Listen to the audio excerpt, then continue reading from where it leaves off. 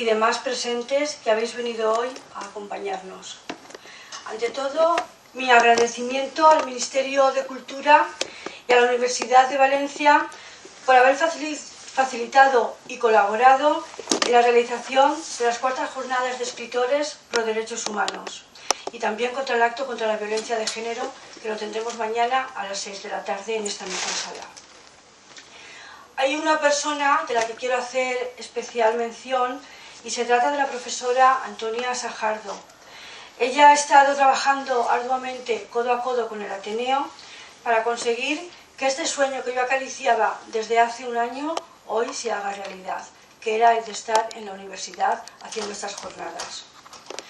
Quisiera agotar el tiempo de mi exposición explicando cómo nació y qué se pretende desde el Ateneo Blasco Ibáñez con la realización de estas jornadas por las que ya vamos por su cuarta edición. Yo soy escritora, principalmente poeta. He nacido en el seno de una familia muy humilde y este hecho circunstancial me ha hecho aprender a apreciar la importancia de las cosas inmateriales.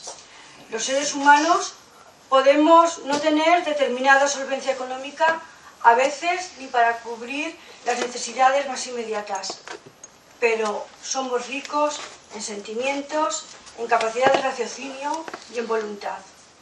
Tres factores que a lo largo de la historia han impulsado al ser humano hacia la consecución de todos sus logros.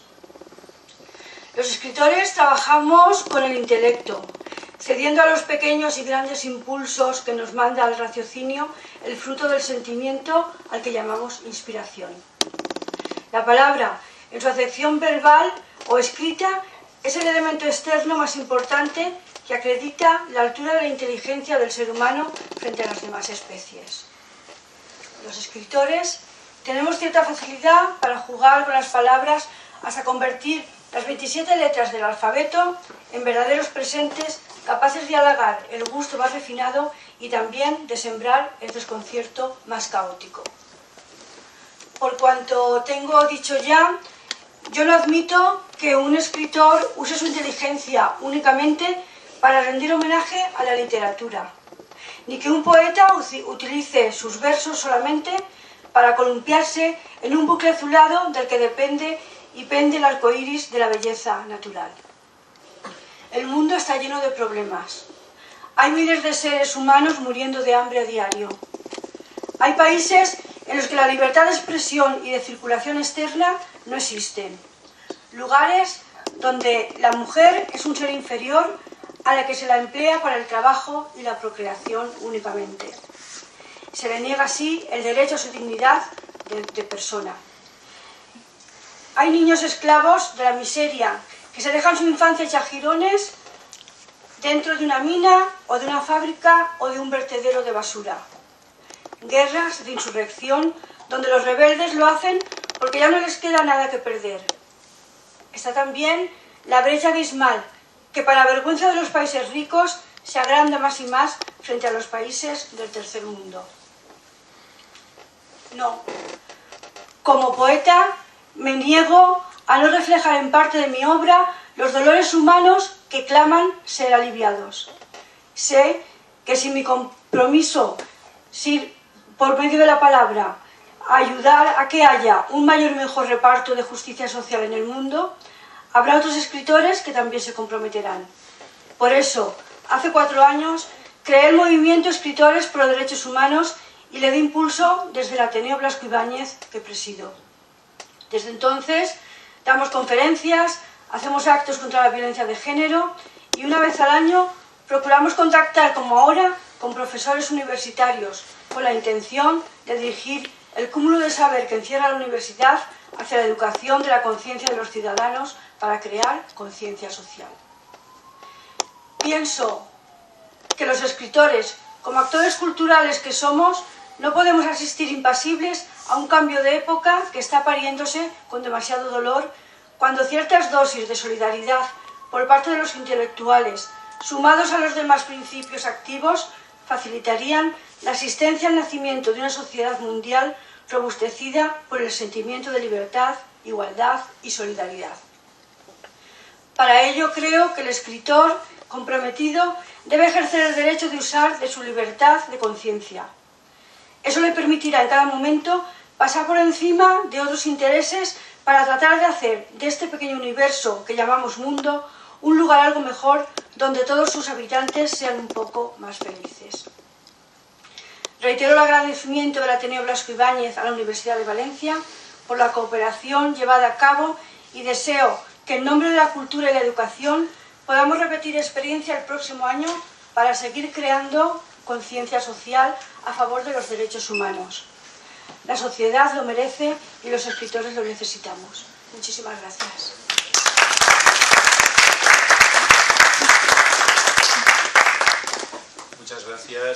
Muchas gracias Isabel por estas palabras que han centrado ya el tema de la jornada. A continuación tiene la palabra el profesor Jordi Garcés.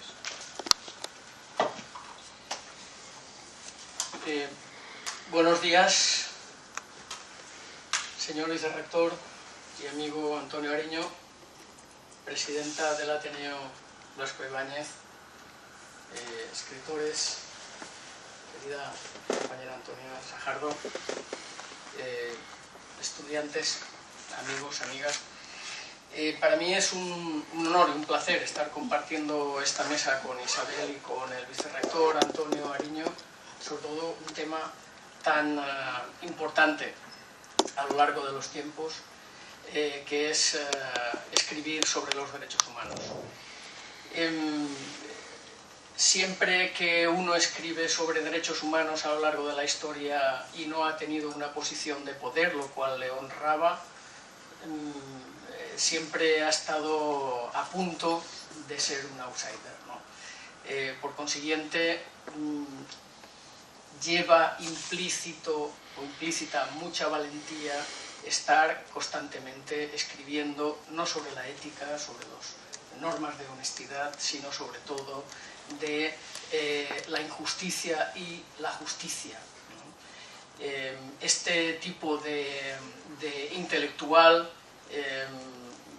no solo hace falta para reproducir y reeditar procesos oxigenantes dentro de la sociedad actual, sino que va a tener en el futuro una prominencia y una necesidad todavía mayor si cabe. Voy a ser muy conciso. En primer lugar, quiero resaltar aquí la figura de nuestra investigadora Antonia Sajardo, del Departamento de Economía Aplicada, porque dentro del Instituto Polibienestar está haciendo una labor potentísima en todo lo que tiene que ver en temas de tercer sector, de los cuales Antonio Ariño es un gran experto a sí mismo, y de todo lo que tiene que ver con reingeniería económica aplicada a todo este tercer sector y también en temas de igualdad de género. Nuestra línea es una línea dentro del instituto muy potente, es una línea que también en la universidad aplicamos muy seriamente y con mucha responsabilidad, y que es necesario seguir investigando y seguir implementando procesos de este tipo dentro de nuestra sociedad en general. Simplemente os diré que para poder documentarme un poco al estar aquí hoy, ya que este no es mi tema de especialización de investigación, pues he estado buscando en mi biblioteca, mi pequeña biblioteca de casa, algunos textos que pudieran avalar mi discurso hoy, ¿no? Y he encontrado dos textos, uno de más de 2000 años antes de Cristo, de la sociedad acadia y sumeria, y otro texto de la Ilustración del norte de Alemania, de Thomasius, que de alguna manera quiero que sean un acicate para seguir pensando que no estamos solos, que ha habido mucha gente que ha hecho estas reuniones antes de Cristo es decir, antes de las tablas de la ley, incluso ya había tablillas de rectitud, es decir, ya había tablillas de rectitud natural, con natural a la especie humana, lo que consolida realmente todo el tema de derechos humanos, no solo hace 70 o 80 años, sino que consolida la idea de que el ser humano tiene un derecho natural, un derecho justo por naturaleza, y otro, como he dicho, de Thomasius. El primero, permitidme que lo lea, es un texto que es del rey Sunji, que hizo una serie de provisiones de rectitud en el año 2094 a.C. y que después serviría para la legislación escrita del rey babilónico Hammurabi. He encontrado este texto en la editorial Tecnos, en un estudio preliminar, traducción y notas que hizo Federico Lara Peinado. Y dice así: no entregué el huérfano al rico, no entregué la viuda al hombre poderoso, no entregué el hombre que poco dinero tenía al que más tenía. Situé a mis gobernantes, a sus familias y a sus seres queridos, pero no me mostré nunca dispuesto a acceder a sus deseos. No impuse trabajos, hice desaparecer el ocio y la violencia y el clamor de los que exigían justicia. Y el otro texto, que es de Christian Thomasius, que fue considerado llamado el intelectual sin miseria a principios del siglo XVIII en Alemania, significando, con esa expresión de sin miseria, una peculiar figura y persona dotada de una excelente inteligencia y una gran figura filosófica, dotada a su vez de gran libertad de espíritu, que chocaba y contrastaba con la intelectualidad alemana excesivamente subordinada al poder a finales del siglo XVII y principios del XVIII. Seguía los pasos de Pufendorf como profesor en Leipzig, combatiendo a la Iglesia luterana. Thomasius fustigó a los poderosos hasta que estos acabaron expulsándolo de la ciudad, pero se instaló en Halle, un centro de la Ilustración del norte de Alemania, donde siguió escribiendo y promoviendo reformas del derecho antiguo del régimen, es decir, confesión mediante tortura y procesos contra brujas. El texto es muy amplio y he recogido esta frase que yo creo que lo puede resumir. Las reglas de la justicia son necesarias porque sin ellas el género humano perecería y los necios no podrían ser conducidos por el camino de la sabiduría. Queridos amigos y amigas, sigamos este ejemplo juntos para que no quede en el olvido de la infiel memoria colectiva. Muchas gracias.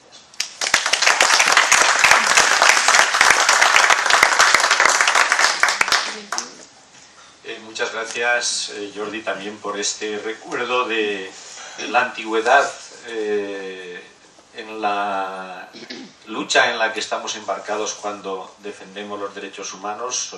Estamos asentados sobre una historia que tiene detrás muchos siglos, ¿no? Bien, yo voy a decir unas brevísimas palabras de cierre de este acto de inauguración para que comience el trabajo propiamente dicho. Y en ese sentido, pues no tengo más que acogerme a lo que también ha dicho Isabel y ha dicho Jordi sobre la importancia que tiene un tema como este en el siglo XXI.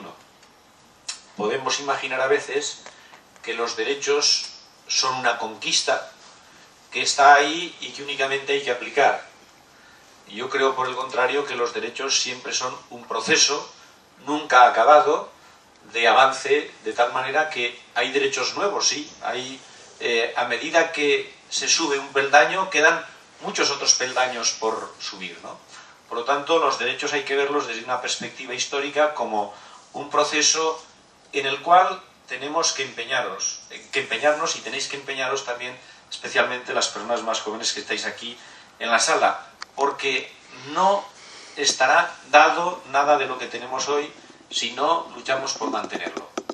Esto creo que es muy importante, ser conscientes en el mundo actual de que si adoptamos una actitud pasiva, nada está garantizado.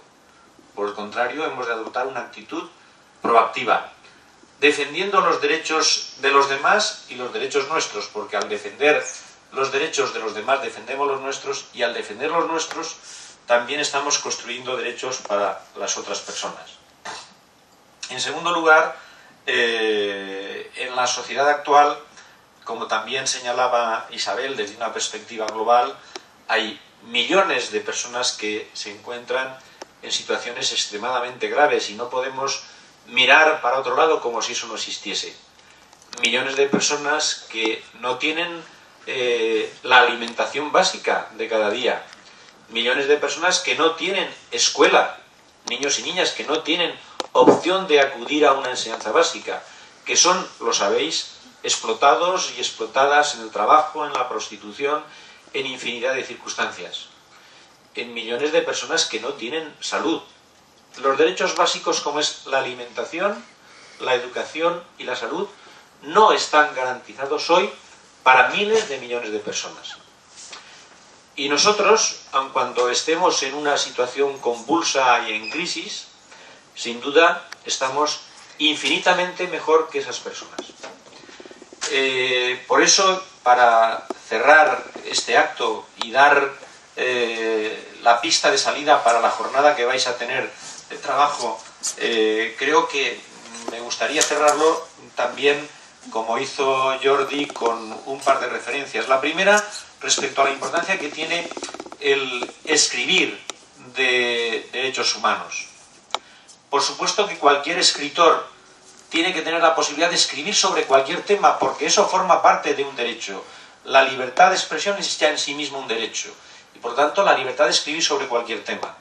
Pero hay asuntos que son urgentes, asuntos que son prioritarios. Por lo tanto, escribir sobre las situaciones tan lacerantes que viven miles de millones de personas es un imperativo ético.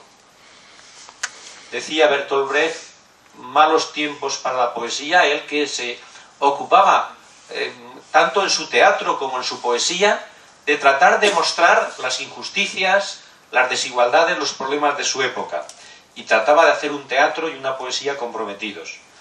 Se puede hacer de muchas maneras, sin ninguna duda, pero no cabe la menor duda de que es importante tener siempre presente el sufrimiento de los demás. ¿Y por qué? Pues porque, como decía Pascal, es una casualidad que nosotros estemos en una situación ventajosa. Decía él, cuando miro la infinidad del cielo y sus estrellas, cuando miro los tiempos pasados y los futuros, me asombro y me estremezco de pensar por qué estoy aquí y no allí, por qué ahora y no en otro momento. Es decir, por qué soy, en definitiva, de los afortunados y no de los miles de millones de personas del planeta que viven en una situación de pobreza, de angustia, de supervivencia extrema, en una situación extraordinariamente vulnerable y precaria. Así pues, yo creo que estas jornadas son muy bienvenidas, y especialmente en un contexto como el de estos días en que también vamos a celebrar, como ha señalado Isabel, el día de la lucha contra la violencia ejercida sobre las mujeres, una violencia incesante, extendida también entre todos los grupos sociales, en todas las sociedades, con independencia de la edad, con independencia del nivel educativo, y que requiere de una actitud proactiva para que desaparezca. Bueno, pues yo creo que este es un contexto magnífico para reflexionar y trabajar, y sobre todo para comprometerse. Muchísimas gracias, y quedan inauguradas estas jornadas sobre escritores pro derechos humanos.